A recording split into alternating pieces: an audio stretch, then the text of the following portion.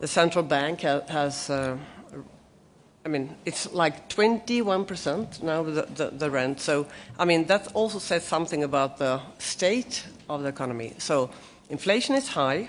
They have trouble to get things when they need more defense material. Of course, it takes time for them to get it because the sanction works. What does it matter if what picture is spread? It does matter actually, because Putin wants us to believe that sanctions doesn't work. He wants us to get tired of supporting Ukraine, and he also wants to tie the soldiers in Ukraine. So, what picture we spread, and we can never get exactly to the truth, but much closer. So you mentioned inflation. Just name 2 or 3 other indicators that suggest to you things are much worse than we hear. Capital flight, definitely so. Inflation, and it's a lack of shortage when it comes to workers. If it was so that the GDP is as high as Putin says, okay, we can explain that with a lot of producing material, of course, to the war. But we have another, as many of you know, probably. One way of measuring is that light time emission. When you see from 21 to 23, there is, over Moscow, for example, a much darker picture. You have these satellites, and you see it's quite a common way of. They're not using as much electricity. No, it's much darker. So that would tell us the GDP might have gone even under zero. We don't know, but what we know is that his narrative and his truth is not true. Okay. Commissioner Dombrovskis, curious if you agree with that, but you work a lot on the sanctions on Russia. How do you think about America's role? It recently, with the Biden administration in one of its parting acts, increased and enhanced the number of sanctions on Russia, especially in the oil sector. Why do you think America waited for so long to use something that it had in its arsenal? And what more can the world do? First of all, it's clear that we as a Western democratic world, we need to continue to put pressure on Russia as long as it continues its aggression against Ukraine. And we need to make sure that also Russia pays for the damage it's creating in Ukraine. Looking at our sanctions, I would say overall sanctions are working, and Madam Minister already outlined a number of parameters. Even official inflation in Russia in December reached 9.5%. There are independent research organizations like Romer, which are putting this figure much higher. Central bank base interest rate stays at 21%. National Wealth Fund is decreasing rapidly, especially its liquid part. Interest rates for refinancing are increasing in Russia now, reaching 16%. Ruble has depreciated against all major currencies, including Chinese yuan, where they do more and more transactions in yuan, especially for trade in sanctioned goods. So we see also a decline in different industrial sectors.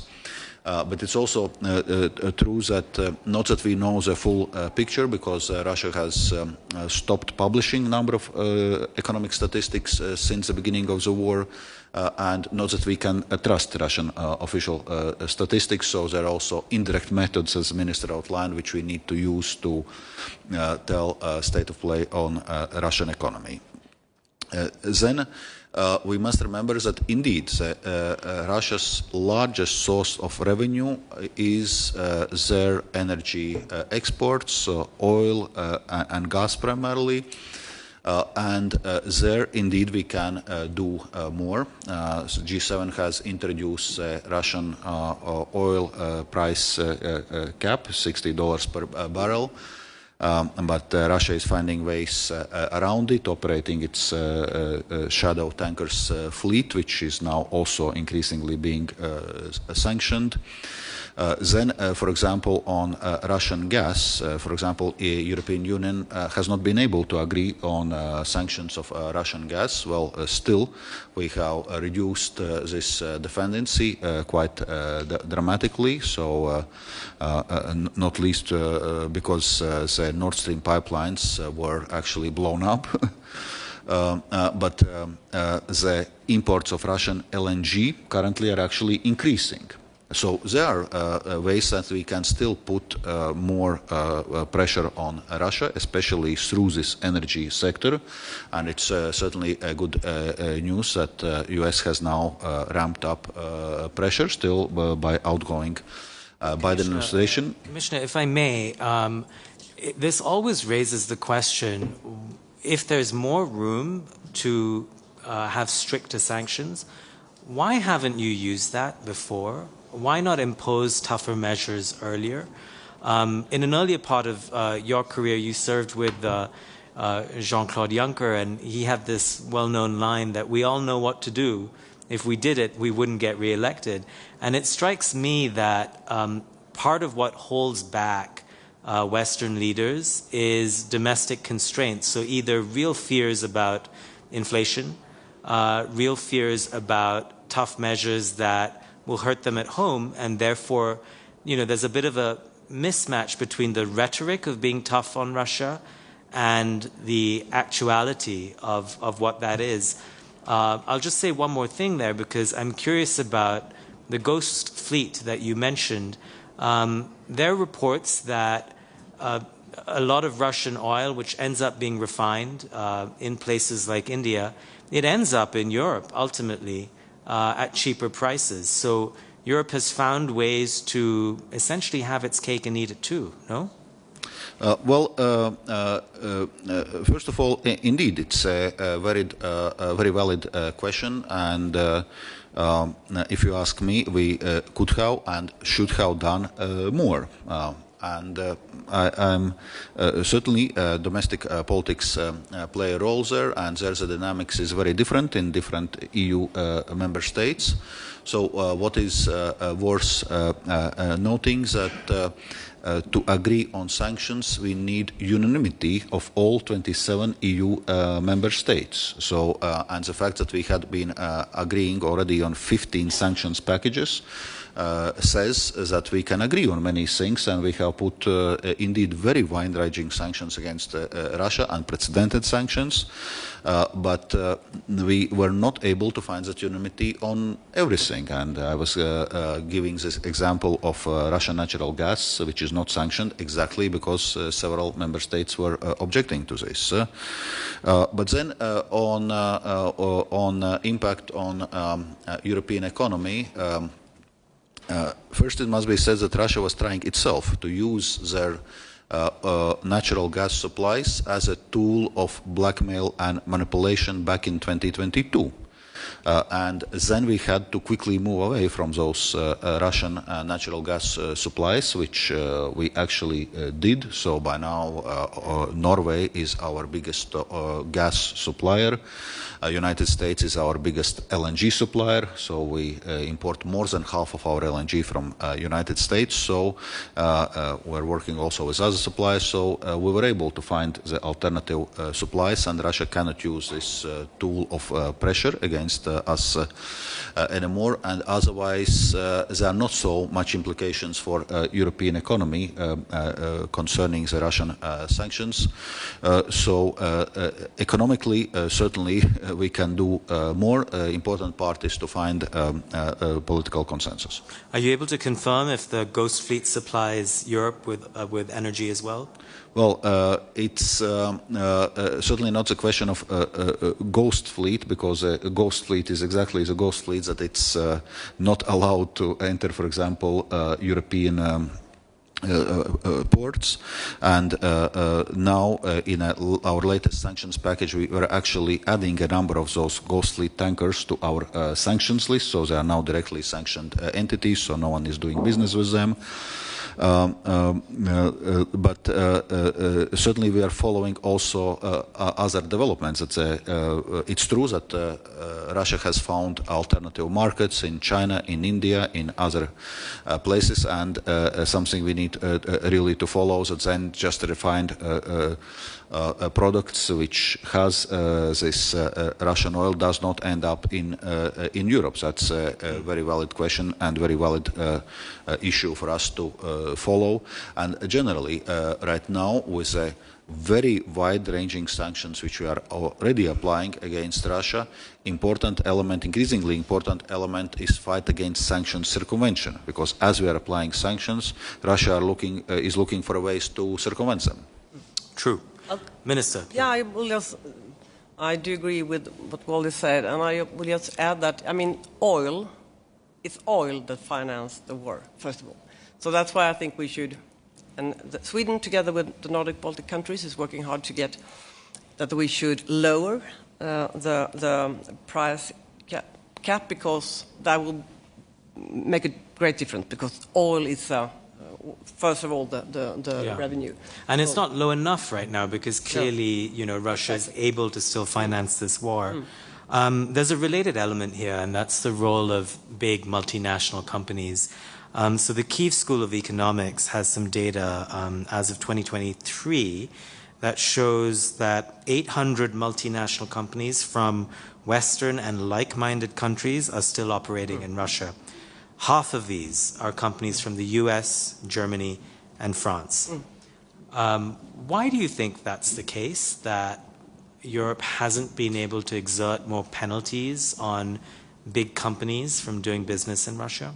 It's a good question. I mean, first of all, I think it's important to what Valdis said. We are 27 countries, so we have been united in many things. But when it comes to implementing and also scrutinize this, it's important to put pressure on the bigger company. And many big companies, they have different, they don't operate all by themselves, they have different companies around them. So, but I think we need all to be much more specific and very clear that it's not acceptable. Like IKEA, they've closed down, Swedish IKEA, Russians, right. Is right, it would go that so good, I guess, but anyway. Yeah. I hope. And more has to be done, and more has to be done by the companies, of course. So it's not a perfect world, definitely, and I would like more to put pressure on Russia with the oil cap, with not exporting to them, and we have to do more on the shadow fleet, as Valdis says. So much has to be done, and if we think a bit in the long run, the day will come when the war is over. We don't know when. But then all investments that have taken place in Russia right now almost is in the war. Correct. So, the ruble is very weak, the investments, the economy is weak, capital fly. So it will be some tough years after the war too, of course. Let's continue to pressure, and we do that as a country, and we have to do that as companies too. So I would be crazy to not bring up the elephant in the room today and this entire week, and that is U.S. President Donald Trump. We're here to talk about Russia, so I'll use that framework to think about Trump's influence. But, he has in the past said he could resolve the war in one day. He has in the past, and more recently as well, said that NATO needs to up its defense spending to even 5%, which would cause all the same problems that you're describing in Russia in Europe.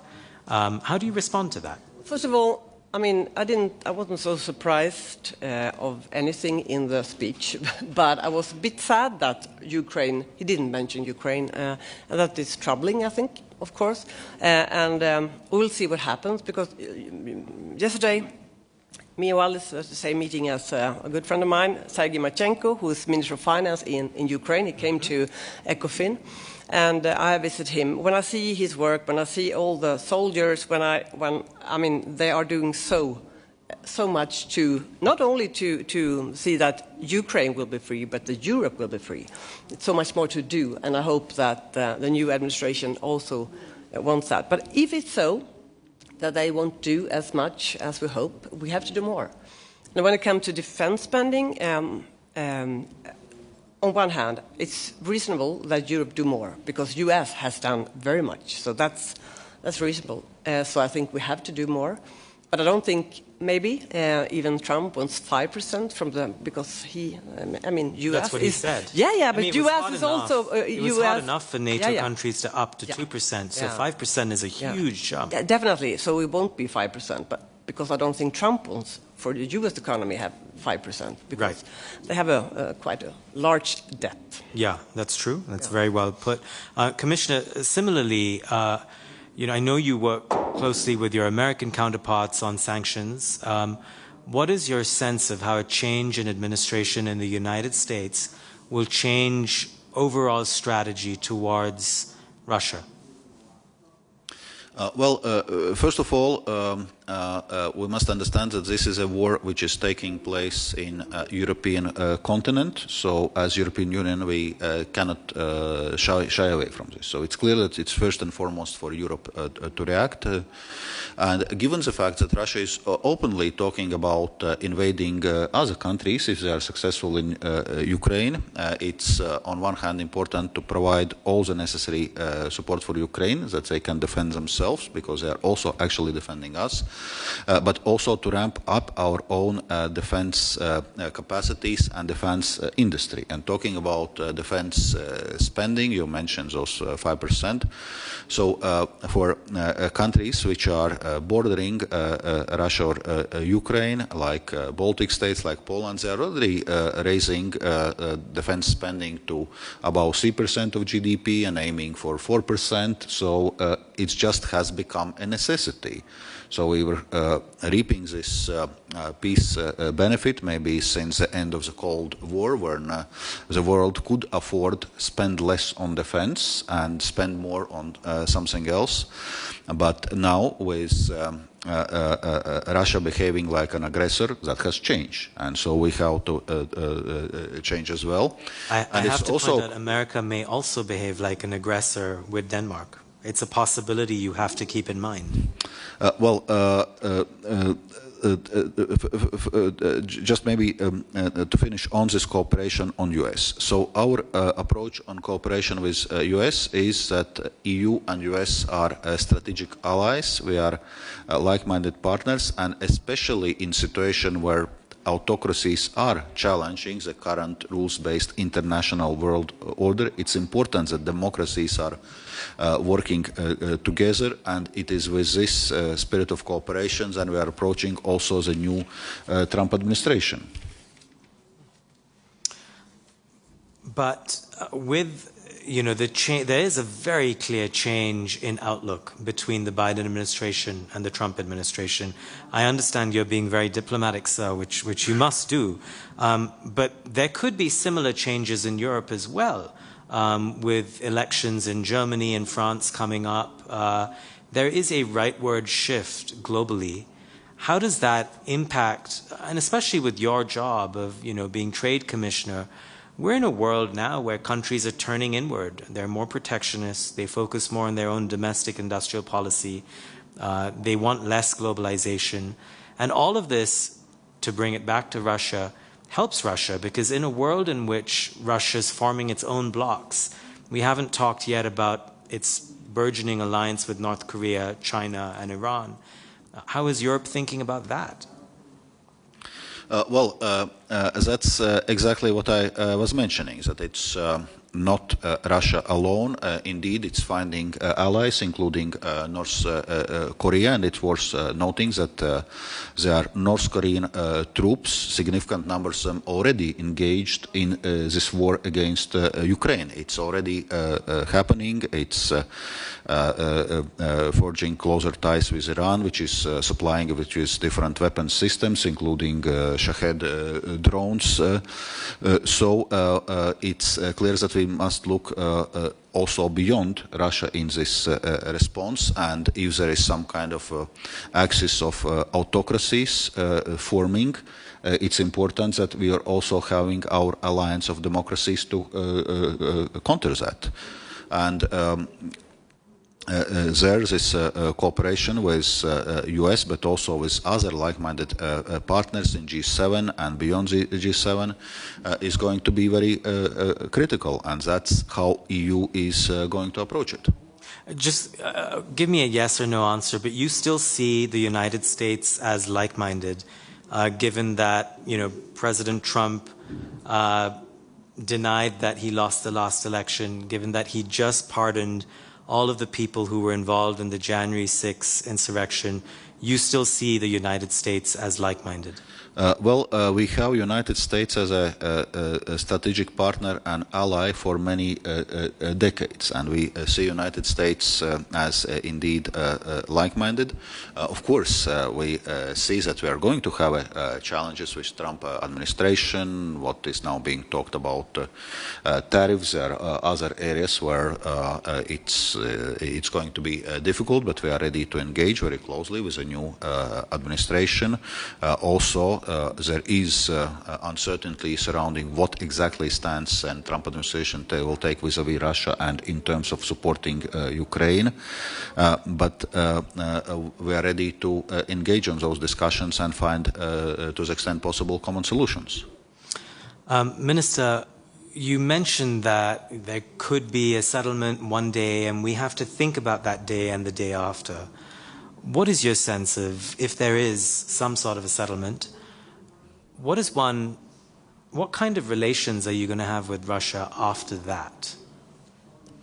I guess it's a bit too early to say, but we will definitely have a strong relation with Ukraine, stronger than before, and help them rebuild the country, using the frozen assets and more than we have done probably, and help them. But I mean, Russia has chosen its way. We have seen this coming, not exactly this war coming, but the path that Putin and the Russians have pointed out. And I guess we were probably naive 10, 15 years ago, and we shouldn't be naive in the future. It can take long before we have good relations with Russia. And it's not in our hands. It's really in Putin's and the coming government's hands. So I think we're problematic, and it's sad because we want things to be better, not worse. And right now it's a bit hopeless in some areas and hopeful in others, because when we in EU, we are 27 members, countries. When we talk now about Trump and tariffs, or we talk about the war, in Russia's war in Ukraine, tariffs is no problem at all compared to that we have war in Europe. And also tariffs and US policy is, let me say this, we have our own destiny in our own hands in Europe. So we have to do more, both with economic growth and cooperation, and show that it's good. A market-based economy is good. And we'll continue to help Ukraine to make them stronger. And we'll see how the relation with Russia will be. But I think it will take a long, long, long time before we have good relations. We're almost out of time. I just want to check if there are any questions in the room. Okay, in which case I'm going to ask one last question to you, Commissioner. President Zelensky of Ukraine has been here this week, and first in his speech, it struck me that he was talking a lot more about Europe than he has in the past, and separately when he was speaking with a few of us reporters on the sidelines on the record, it seemed to me that he was quite upset with Europe, because a lot of promises have been made about joining NATO, still hasn't happened.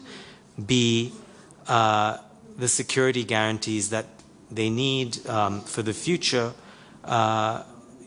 seem so much up in the air and so dependent on the United States. So there's a little bit of anger at Europe that I'm detecting. And to bring this all back to Russia, the reason why this matters is the longer this war goes on, the more of a problem it is for Europe and for Ukraine, of course. And the question I think Ukraine keeps asking is, why do you always give us enough to survive but not enough to win? What is Europe's answer? That's a very valid question, and if we talk specifically on weapons delivery, we certainly should be giving more to Ukraine. We have now enough to cover Ukraine's financing need for this year, thanks to our Ukraine facility, thanks to the G7 extraordinary revenue acceleration loans. But we need to do more in terms of military supplies. That's critical right now, and we need indeed to work towards a peace solution which is just and lasting, which does not encourage Russia to continue its aggressive wars, because that's what Russia is clearly talking about. And yes, we need a very clear security guarantees for Ukraine, and the best security guarantee in this case is a NATO membership. Okay, that's not European Commission's business, obviously, but personally, that's what I would support, because we know Ukraine has security guarantees. When it gave up its nuclear weapons in the early 90s, there were Budapest Memorandum and security guarantees, including from the United States, from Russia itself, or many countries. But we see that these kind of security guarantees have not really amounted to as much as they should have been. We are still discussing that there are not sufficient support for Ukraine to fight against Russian aggression. So therefore, the question is what other type of security guarantees we can have, and it was a mistake back in 2008 that Ukraine was not admitted to NATO, because Russia as aggressor is not provoked by strengths. It actually is the only thing it understands its strengths. Russia as aggressor is provoked by weakness. So, and that was what provoked that Russia saw, Putin saw Ukraine as a weak target. And okay, it's a 3-day war, it's lasting already almost 3 years, and this target has not turned out to be so weak after all, and we have provided lots of support, but that's the only language which Russia understands. So we need to demonstrate strengths, and we need to integrate Ukraine in Western structures. We have already started accession negotiations for European Union with Ukraine, but in terms of security, of course, NATO is key. I mean, of course, Zelensky is stressed, and he can be angry on us. I mean, it's a war. Let me just remind you, Europe, EU is not the Commission, but they have good commissioners. We are 27 countries, members, and we do a lot bilaterally, also, many of us. So we do things together, and I'm very happy for that. But we also do things bilaterally, and we will continue to support, Sweden will do. We have set of 25 billion Swedish crowns every year now, just for support, and then EU has to do more, and we have to do more sanctions. So I don't think Zelensky should be grateful. I mean, they are fighting a war for us. Correct. So we have to do more. So it's not so strange if it does. And we will do more. And both Valdis and I, living where we live also, I mean, Sweden and around all, I mean, you are even closer. Yes, border. Indeed, yes. We are doing a lot, and we will do more. Well, this is a question we'll have to re-engage with all year and beyond. Minister Svantesson, Commissioner Dombrovskis, thank you so much for your time. Round of applause, please. Thank you.